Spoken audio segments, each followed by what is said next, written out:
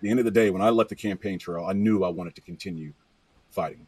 So Yeah. one of the big things I talked about on the campaign trail is misinformation, disinformation, radicalization, fascism, and how a lot of Americans are, I keep saying a lot, a not insignificant portion of Americans have been radicalized by this misinformation and disinformation that's Yeah. out there. Yeah. And how we have these leaders, and I won't say any names right now, who are, flirting with authoritarianism and fascism. We got to push back against that, because I think a lot of people don't realize what it is that they're, the trap that they're falling into.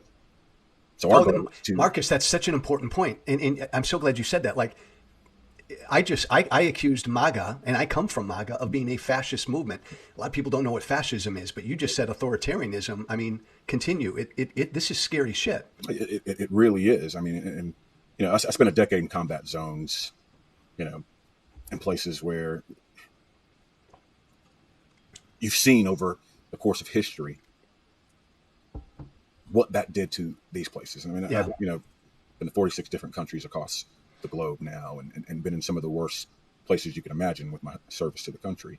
And I realized the dangers in those authoritarians, those strong men, and how it begins, how people are sucked into it, not realizing where it goes. Hey, Marcus, based on your experience, around the world, how much of it does begin kind of with a personality cult, an authoritarian personality cult?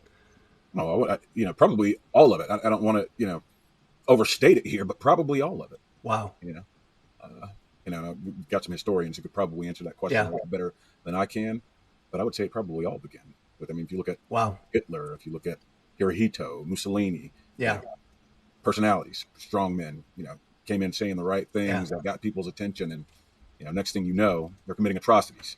Yes.